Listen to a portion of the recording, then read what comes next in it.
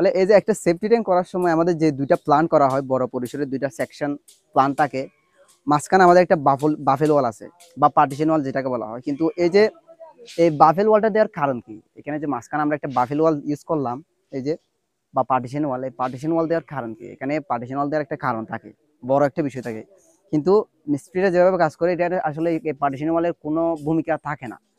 এই যে আমাদের দুইটা প্লান্ট আছে এখানে, দুইটা প্লান্টের মধ্যে একটা প্লান্টের মধ্যে সিওএস বা ওয়েস্ট ওয়াটার জমা হবে। প্রথমে মনে করেন আমরা ধরে নিলাম এই প্লান্টটা আসবে, এরপরে এই প্লান্টের মধ্যে ট্রিটেড হবে, অর্থাৎ যে ময়লাগুলো আসবে এগুলো এখানে ট্রিটেড হবে। ট্রিটেড হওয়ার পরে অর্থাৎ পরিশোধন হওয়ার পরে এটা সেকেন্ড প্লান্টে যাবে। দ্বিতীয় প্লান্ট থেকে এটা আবার পুনরায় ট্রিটেড হবে, অর্থাৎ পরিশোধন হবে। পরিশোধন হওয়ার পর আমাদের আউটলেটের মাধ্যমে এটা আমরা সিওএজের মাধ্যমে এনভায়রনমেন্টে ছেড়ে দেব। কিন্তু আমরা যদি গ্রামের মধ্যে যেভাবে নর্মালি সেফটি ট্যাঙ্ক ডিজাইন করা হয়, এই সেফটি ট্যাঙ্ক যদি এভাবে করা হয় তাহলে আমাদের এনভায়রনমেন্টের ক্ষতি হবে। কারণ হচ্ছে এখানে কোনো ধরনের ট্রিটেড করার সুযোগ নেই।